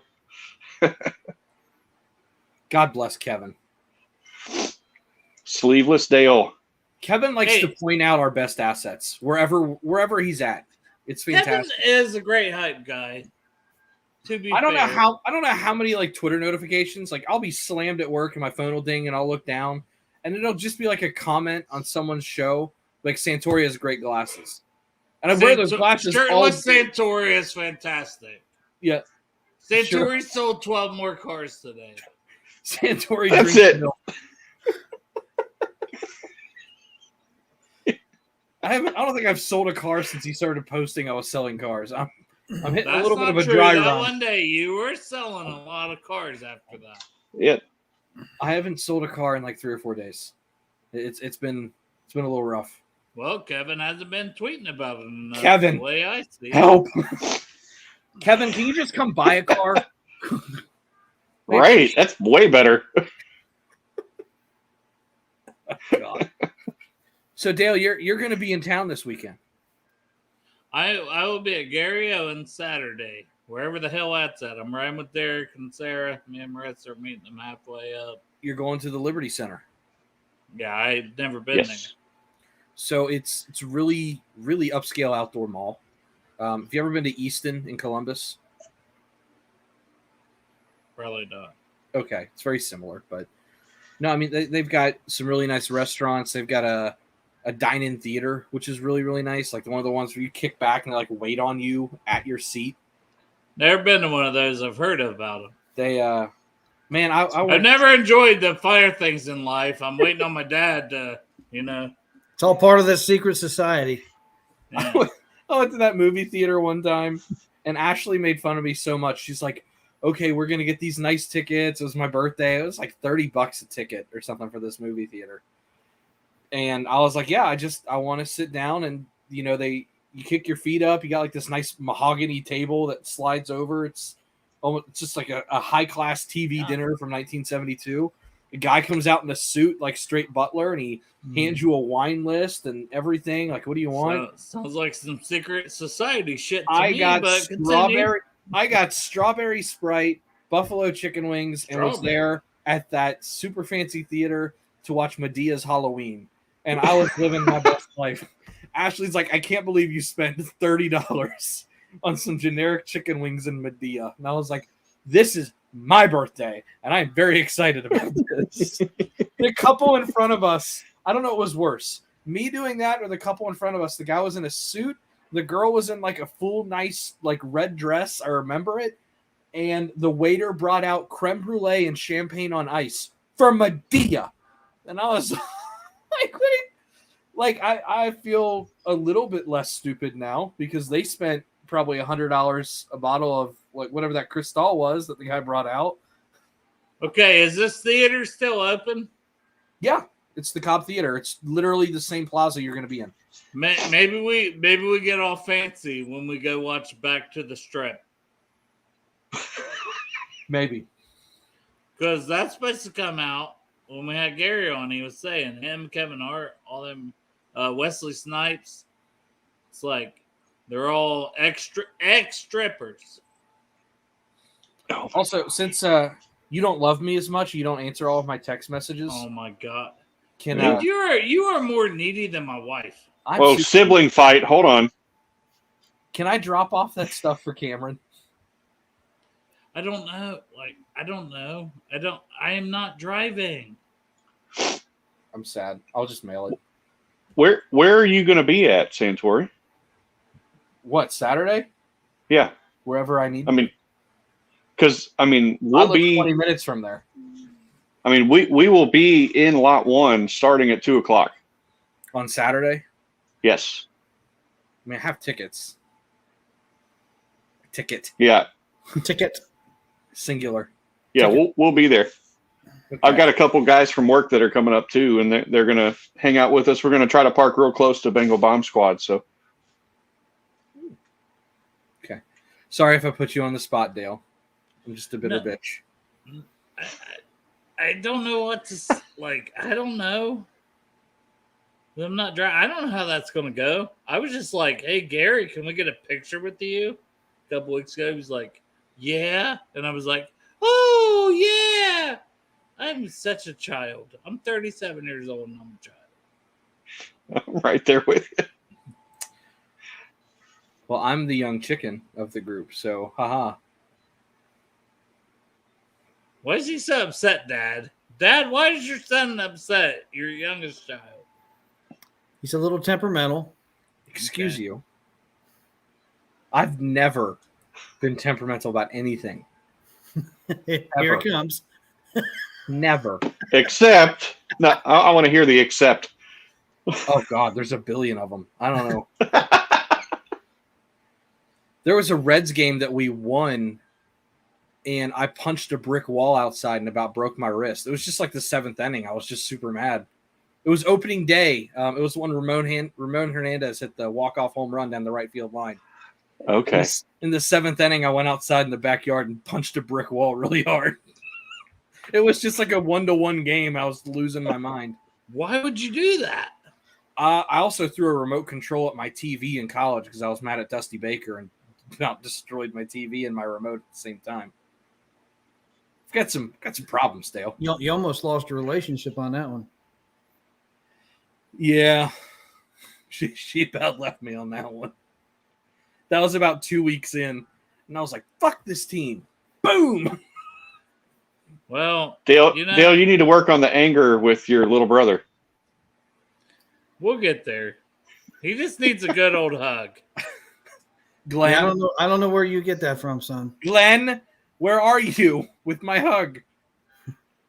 I'll give you a hug. Dad, do you remember when I got in a fight at the bowling tournament and they had to separate me from that kid? Wait, what? How old were you at this bowling tournament? Hold on. Where's Tyler when we need him for the therapy session? Right. He was a senior in high school when this happened. I was on the bowling team. I was at Moeller. I was playing LaSalle, and there was a kid in the other lane who it's kind of like golf etiquette when you're bowling. You're not really supposed to talk when you're in a backswing or anything. Yeah. And this kid kept shouting and screaming and yelling things every time. And I got up in his face, and he pushed me, and I pushed him. They were having to separate us and everything. I was just pissed off. And he's like, the kid was relatively overweight, which is important for this story because we lost Dad. I was gonna say he was getting the business because he was needing to give the business. If you know what I'm saying. But we were getting in a fight, and the kid was pretty big at the time. And I hold no ill will. I hope he's doing well now wherever he's at. But he said something like, "Do you want to take this outside to the parking lot?" And I said, "Your ass won't fit in the parking space." And he about threw a punch, and they had to pull it away. Did you swing a bowling ball at him like Aaron Donald with a helmet? Didn't happen. No, didn't. I did. Be a lot cooler if you did. Been cooler if you did. Dad's got stories about me. From Dad, when I played just baseball. assumed you need to go handle some business, and no one will blame you for that. 10-minute warning. I got to get off here in 10 minutes. Nah, you go lay that pipe right now, sir. Oh my god. That's my dad right there. Lay that pipe. Kim was Like on this father, show one like time son. 5 minutes ago, or one time last week for like 5 seconds. She'll never come back on again. You want to just say what you just said? Hi, Kim. You come on right over here. Hello, Kim. If you sit on his lap, we know what's going to happen. That kid's going to go, doing, doing, doing. Okay. Oh goodness. Oh, Dale. Love Dale. I tried to bring him back. He's gone now. He's not back. No. Dale, come back. We didn't mean to. Baby, come back. No, Dad, I'm sure you got all kinds of stories from when I played baseball because I was a little hothead. I did not like losing. Did not like not being good at baseball. And you didn't really care too much about it for your dad at that point either. I got pissed off with you with the way you played. It pissed me off. That was bad. Bad and I had social anxiety. It was not a good combination. That's tough. I was a demon in a batting cage. I mean, he'll vouch for me on that. I could hit anything in a cage. You gonna vouch for me, or are you just gonna make me sound like a glutton here? No, in the batting cages, you were really good. You could hit right-handed and left-handed, and you had a beautiful swing left-handed. He had a swing. He had a swing like Ken Griffey Jr. Oh! But then Ken Griffey Santori. He got into a game, and I think he switch hit in a game, and in both sides of the plate, he swung, and the ball hit him in the wrist, batting left-handed, then batting right-handed. He didn't know how to pull off a ball to open up, to pull the ball down the line. If it wasn't a batting cage fastball, he didn't know what to do. First and only player to ever do that, right? Exactly. So it wasn't switch hitting. I remember the game. We were out at Bethel Tate because was it right-handed both times? It was right-handed. It was back-to-back pitches. Yeah. I got jammed. Oh my god! No. The first one. The first one hit the so it was my right hand, so the top hand hit the very top of my knuckles, and I hit it, and I was like, "Son of a!" Like I was yelling. I was pretty mad, and then because you're such a fantastic hitting coach and very caring individual, you were like, "Pull off the damn ball!" Like, it cut in. He's like, "They're 12. It didn't cut in." So then I bet he never talked to Dale that way. No. So then I get back in the box, shake my hand off, do my little warm-up routine, and I'm swinging, and I hit the bottom hand right in the soft spot of the wrist, back-to-back pitches. And because you swing, it's a strike. So I was like, it just hurt so bad. I got hit on the fingers and on the top of the wrist with a pitch. You're supposed to square it up with the barrel of the bat. You only missed each pitch by 3 feet. Yeah. Someone taught me. Hey, there's room for improvement. Yes. No, there was a time I was playing second base and I was covering a throw down on a stolen base, and it was the bottom of the last inning. I think we went 7 innings back then. And there was a kid on third who scored on the throw down, and we lost because it was like the bottom of the 7th. They little leagued a walk-off out of us. And I caught the ball, and I was pissed, and I screamed, "Damn it," and I stomped down really hard. And the kid that had stole his hand was still there, and I felt my spike go straight through his finger. And I hated the kid because he was on the team the year before with me, and he was a jerk. And I looked and I went, oops, and I lifted my spike. I watched the blood come out and I walked away. I had a little bit of a competitive problem. It sliced that kid's finger right off. Said Tori don't give no. Well, boys, I am going to check out because I got to get a lot of packing done here before we leave tomorrow morning. Thank God Dale's not here because he would have said something a little. Oh, weird. Yeah. There was something attached to the word packing. There's no doubt about it. So I'm bowing out, boys, and I will see you next Thursday. Au revoir. See ya. Are you frozen? Is it just me now? No, I'm good. Oh my God! When you punch the wall, you mean the the life-size fat head of Carson Palmer. So here, you got me on one. I had ordered I actually did have one on order, a Carson Palmer fat head. And Crypt Keeper gives me a lot of shit because he knows I don't like Carson. I don't even know how it started with shtick with him and Carson and me. I guess there was probably a show somewhere early on where I just berated Carson Palmer. I adored Carson forever. Oh yeah. He was. Keep in mind when we drafted him, I was 8 years old. The only season I'd seen without Carson was the year Kitna played, which was Carson's rookie year when he just sat. So my entire Bengal life up to the point where he was like, I'm out of here, was Carson. And it was just, it just burned. It just hurt. It felt like a breakup. This is probably extreme, but my parents split at one point, and it felt like that kind of. It felt like your family was just breaking apart. And I've just had this burning resentment for Carson Palmer ever since. So I guess I probably went off on him.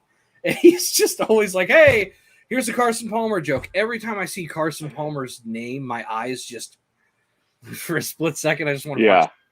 So no, you're probably right. If I would have had a Carson Palmer fat head on the wall, because those things didn't come off. There would have been a hole in the wall about right here on Carson's face. So you've learned I'm a sports psychopath. Oh, goodness. I'm sorry. Yeah, that would have been what, 2011? Yes. Is that 2011? I was a junior in high school. Yep. Gosh, I was way out of high school. I'm a child. Because I graduated in 01. Well, I graduated in 12 because. Oh, awesome. 28. Go Big Mo. Muller. I'm almost 40. I was a Muller bowler. Go figure. Riveting. Yeah. I've got some tales. I do have. Yeah, I went to Fairfield. That's where I was at. Well, you and Carmen both, man. You're about as good of a lineman as he is. Yep.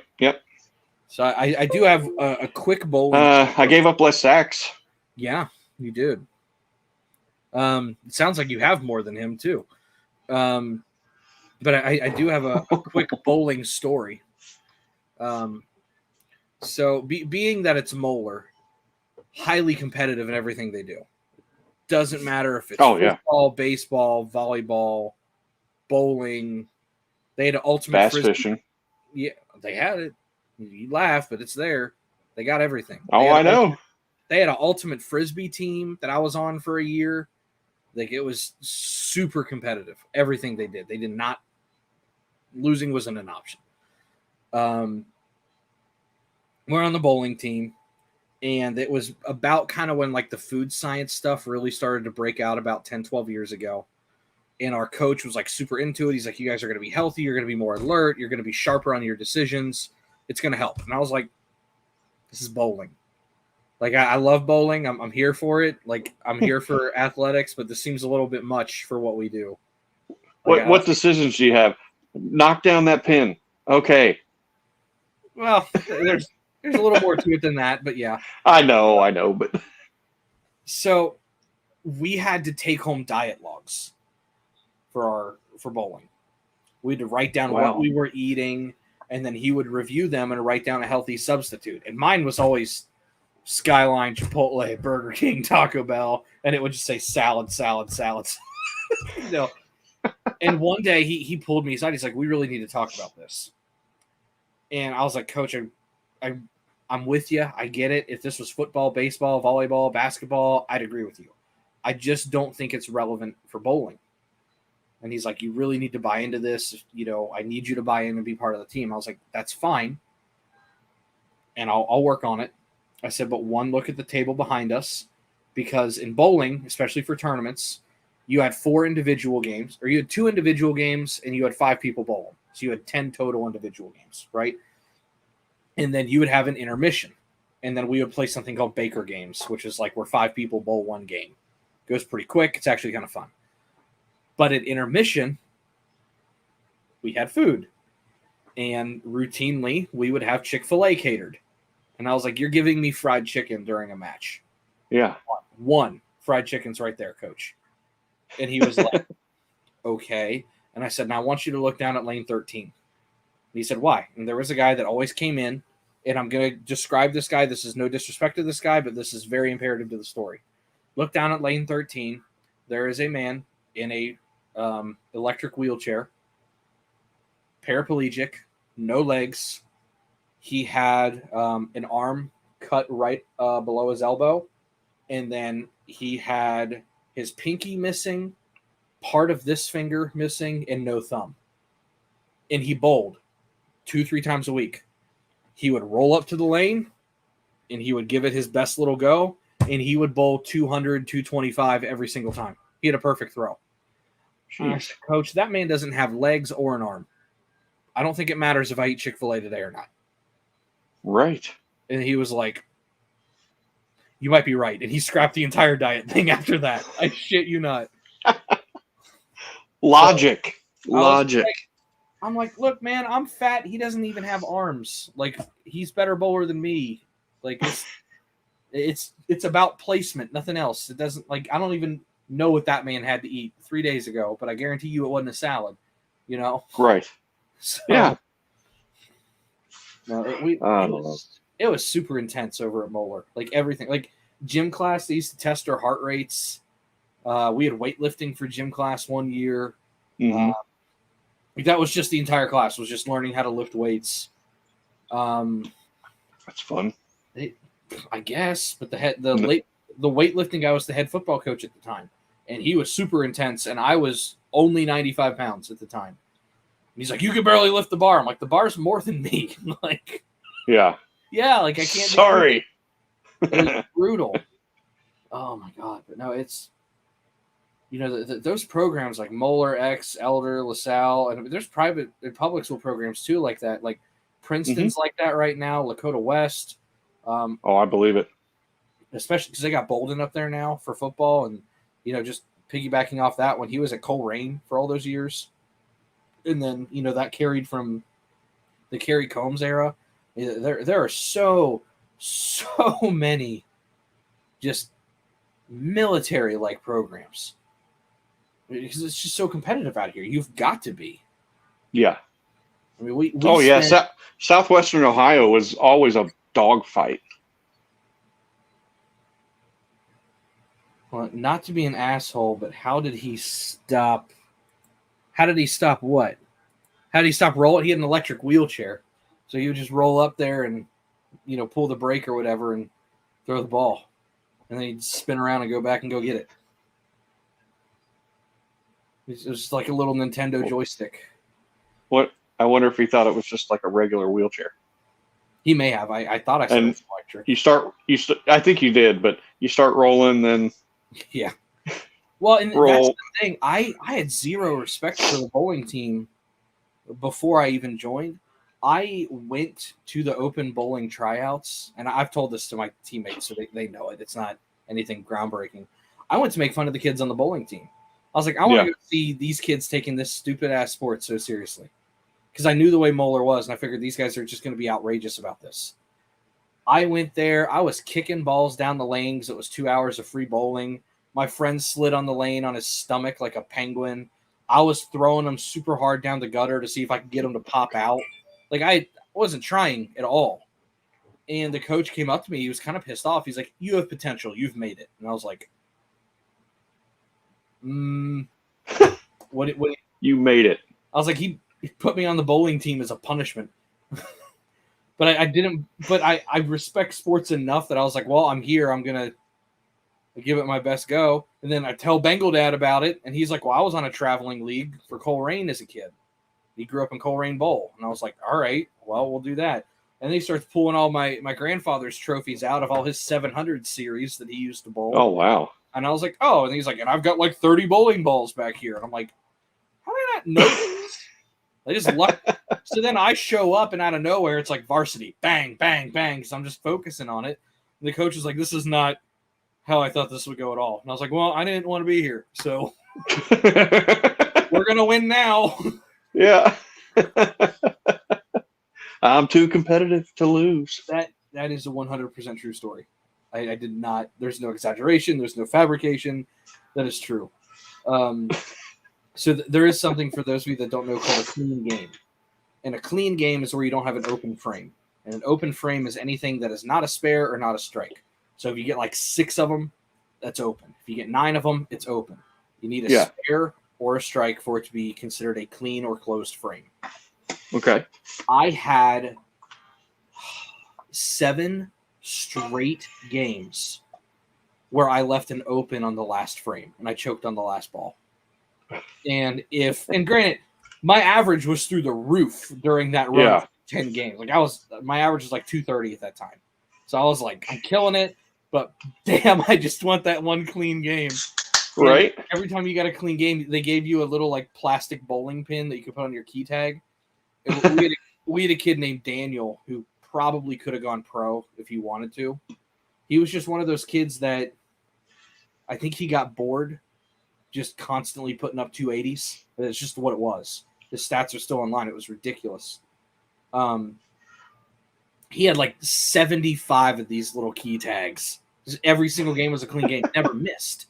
If he left an open frame, like the entire team was like, "Is Daniel okay? Like, do we need to check on him? Is he sick?" You're right. I got 1, and I was like, "Look at it!" And he was like, "Yeah." And he pulled up his giant grocery bag full of them. He's like, "I got 1 too, buddy." And I'm like, "But I got 1." Whatever. So on the 7th one, we were actually in a tournament down in Louisville. We were playing Louisville St. X. I forget the bowling alley. But I had missed the last throw. I had a strike, a 9, and I think I left a 10 pin, which is the one all the way on the right if you're right-handed. And I just grazed it, and it didn't fall over. And I was so pissed. There was this kid named Phil who came up to me. He's like, "Oh, you missed again." I grabbed him by the shirt, drove him straight back, and flipped him over the bench. And I was like, "Goodness, talk to me." You got a mean streak in you. Oh, I was so mad. I have a problem. I don't like losing. But no, I have all kinds of weird sports stories. I never played at a high level, but I did enough stupid shit that right. I could fill a book. Nothing wrong with that. There was one. Gotta have those good stories. We were playing a baseball game out in Bethel Tate, and they didn't have an outfield fence. They just put the hay bales out there, and a cow ran on the field. We paused the game to get the cow off the field. What? And then I was playing center field at the time, and I went out there and I slipped in a cow pie trying to field a fly ball and literally ate it on a pile of shit. And I got back up and I was like, I am never coming back to this podunk town again. No way. So mad. So mad. Oh my goodness. I'd be done. I'd be like, okay, I officially retire from the game of baseball. So there was a time I was in a softball tournament when I worked at a radio station in West Virginia. And it was the journalism department against like the marketing department or something. It was like 15 on 15, whatever it was, right? And I reached on some kind of infield single. And like, you can't get a lead off, you can't steal. It's just station to station. And I was like, I'm still gonna bust my ass and go super hard here. They were like, that's fine. Don't hurt anyone. I was like, no promises. Don't get in the way. I'm still running the bases hard. Right. They hit a ground ball to like the 5.5 hole in between third and short. And they went to turn a double play. And I did a pop slide and flipped the person covering. I carved up my leg because I was wearing gym shorts on this softball field. Had blood all down my leg. Kind of barreled into this person, flipped them. And they called me safe because they dropped the ball. But I mean, I was 225 at the time. I gave every bit of leverage to break up that double play. What I didn't tell you is that it was some like 5'4" girl on the school tennis team, and I blew her up in second base. And I stood up, I was like, safe! And she's like, seriously? I was like, get out of the way. Get off the tracks. You're in my world now, Grandma. Right. And my wife was sitting there on the bench, and she was like, oh, my God. That is not my husband. I swear to God. Oh, shoot. That's awesome. Yeah, I try not to play sports. Yeah. I'm not gosh. good, and I take it. I was the gym class hero that's like screaming at people in dodgeball. Just Right. complex. Not good enough to play, but I'm here to show up everybody that sucks. I was better than the people that didn't play, but I was nowhere near good enough to have that kind of attitude. Oh my God. I love it. I'm here for it all. Yeah, so if anybody's ever like, hey, do you guys want to have like a Bengal like Twitter softball game? They're like, just don't invite Santori. Like, he will hurt someone.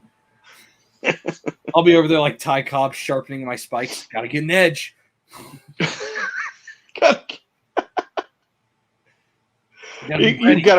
You come up there somehow with a corked aluminum bat. I'll do it. Yeah. I mean, It'll happen. I won't cheat, but I'll go a lot harder. Like, here's the thing though. In that softball game for the university, it was a 7-inning game. I had this was in May out in West Virginia, and it can get pretty damn hot up in the mountains.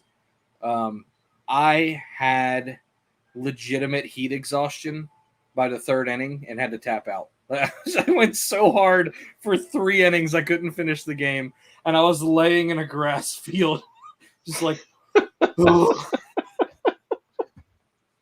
Oh my gosh! And Ashley's like getting a squirt bottle, like spraying me, like, "You're not playing sports anymore, honey. Go back in the air conditioning. Stick to Xbox." I mean, it's not bad. I don't mind Xbox. Bad. It's well, no. I mean, going to play Xbox. No, that's fine. And I never get competitive on Xbox. That's what's funny. I just like if I get my ass beat, I just laugh and go about my day.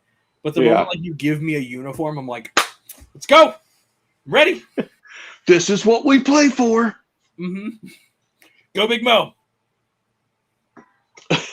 Like screaming at people, running around. I'm that kid that will get exhausted during like pregame warm-ups. I just get way too hyped, way too fast. Just like instant. And then I would suck.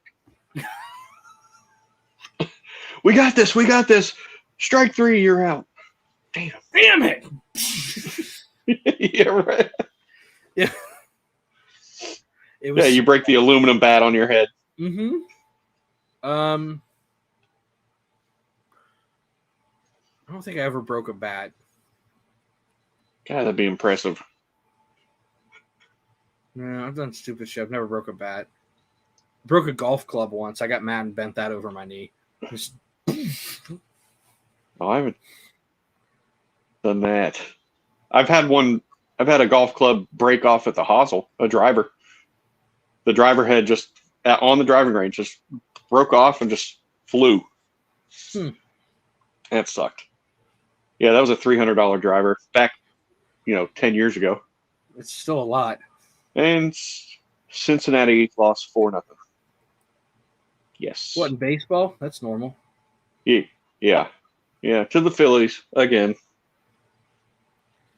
Oh, Castellanos come home. He ain't coming back. I know. He still loves Cincinnati, though. Yeah, Cincinnati. Well, I say Cincinnati didn't, but it was mainly the front office didn't love him back. I was going to say Castellini. Yeah. Fans love him. Hashtag sell the team, Bob. Sell the team, Bob. Yep. Still sell it, Bob. We don't like you. Mm-hmm. Completely agree. Mark Cuban, where are you at? Man, Mark Cuban. You got time for one more family story before we jump off here? Sure. Hit me. So my family came over from Sicily back in like the 1930s, I think. And they were originally fruit peddlers, like the Castellini family.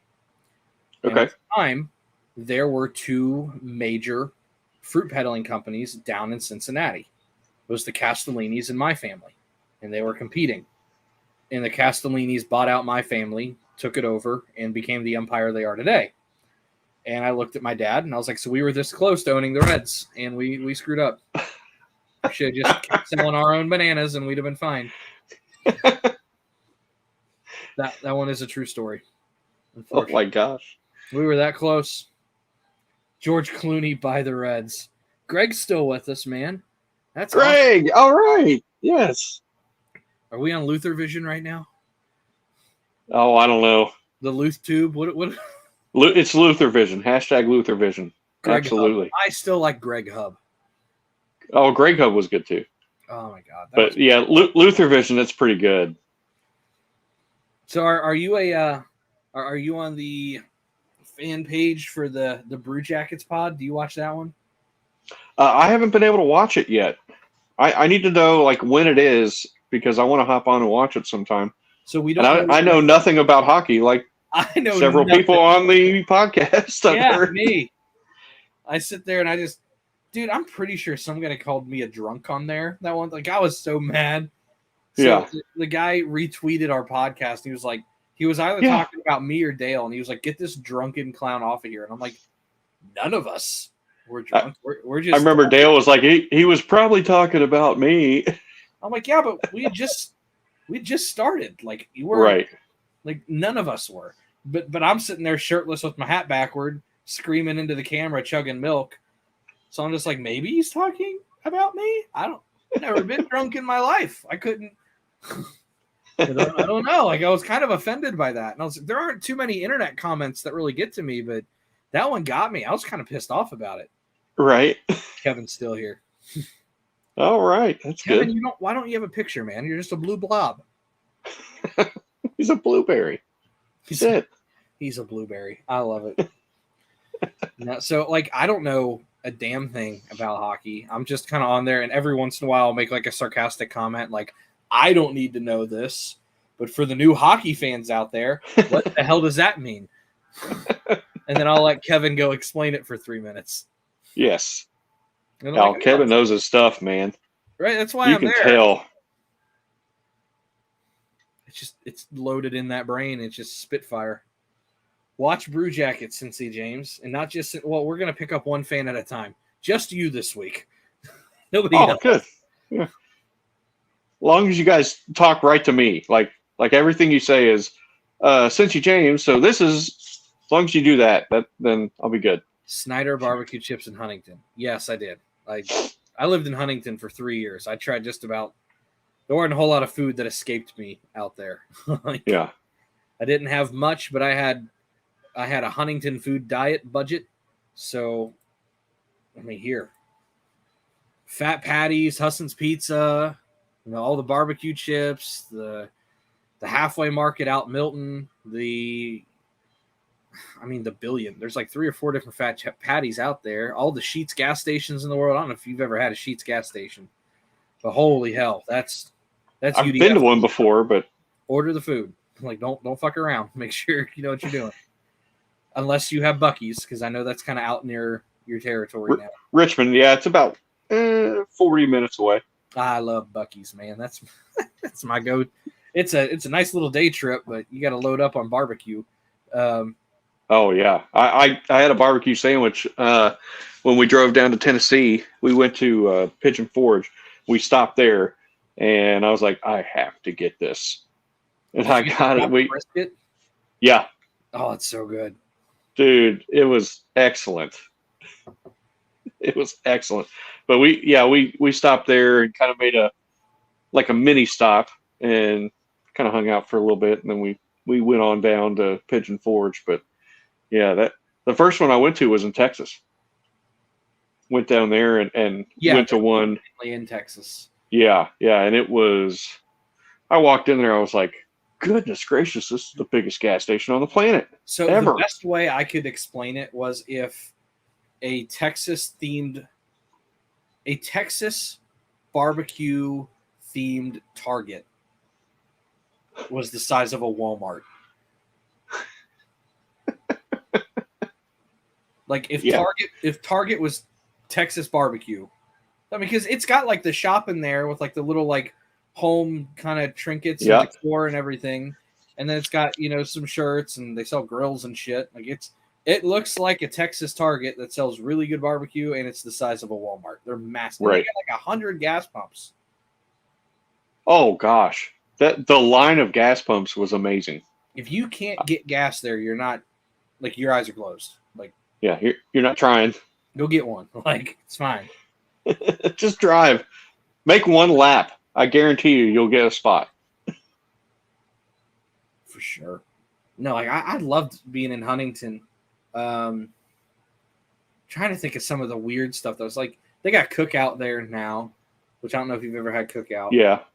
I'm trying to think of the stuff that's just local to Huntington. But there really wasn't much. Like the big thing was to go to the Walmart, and that was kind of like your like, hey, we're going to Walmart. It's going to be awesome. They had a really good pizza place. I think it was pronounced Mancini's that I loved. Went out of business. Oh, they had a place called Flapjack Tinapas for a long ass time. And it was basically like cheap ass Mexican food and breakfast food. And it was open till 4 a.m. and it was on the campus. Oh, goodness. It was like enchiladas, pancakes, beer, and Sprite. And it's like, all right, that's all we need. You go in after a party at like 2:30. You still have an hour and a half. Mm-hmm. Seriously, you do that. Y'all, we had DP dough calzones. I don't know if you've ever had DP dough. Mm-mm. The calzones about like this big. Custom build them, put whatever the hell you want in them. They're great. They got them out Athens too, if you're ever out that way. Okay. Then Hillbilly Hot Dogs is always a staple. I don't know if you ever heard of that.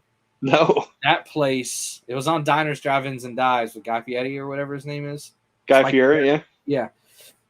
So Hillbilly Hot Dogs looks like it's supposed to be themed the trashiest place you could ever imagine.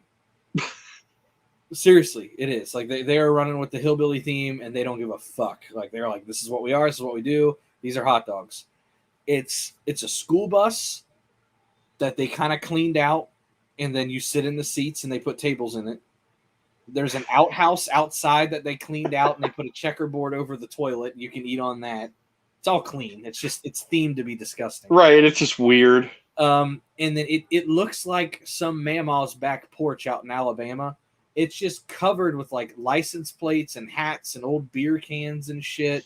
They put a giant like mail truck up in the tree. There's like a Gilligan Island fishing boat wedged up. It looks like a tornado went through a trailer park and tore the shit to pieces. Oh my gosh. And they have got unbelievable hot dogs. And they're like $2. Oh, like they're really good. Like they've got like habanero salsa on them, like super like gourmet. They don't they're not grilled, they're deep fried. So they just take the hot dog and dunk it in the deep fryer, wait like 30 seconds and they're done. It's not breaded or anything. It's just how they cook it with fried fat. But they're phenomenal. You'll go there and people are just parked outside. There's just says Hillbilly Hot Dogs, and it's a gravel parking lot, and it looks like a tornado went through a trailer park.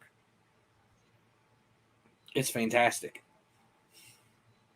This is beautiful. This is the best place to ever. Trailer park hot dogs. I'm in. Oh my! I gotta like find a picture of this place and just share it. Hillbilly Hot Dogs. It's like seriously one of my favorite places on the planet. All right. right, let's see if I can share the screen here. Share screen tab. There we go. That's the restaurant. Yes. And they got some good shit.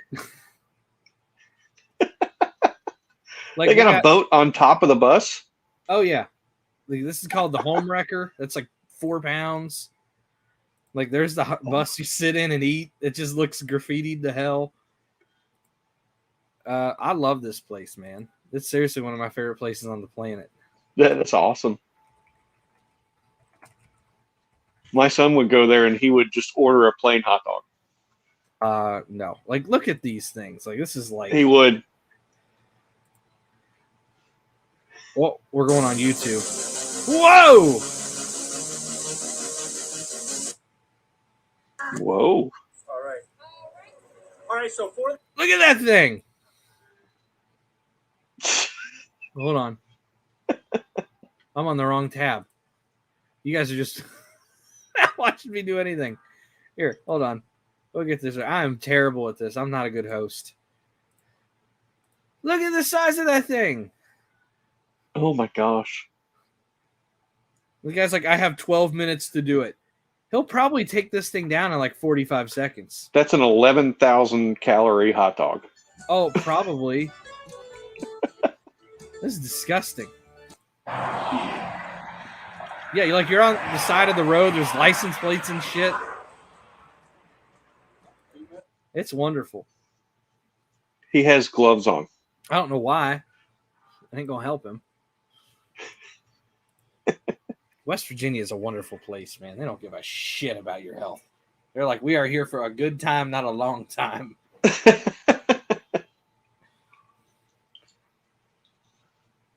All right, man. Well, we've hit 2 hours on a normal 45-minute podcast, so It works. love having you on. We'll peace Absolutely. Anytime. out. And I'm gonna let my dogs outside to go to the bathroom before they destroy my apartment.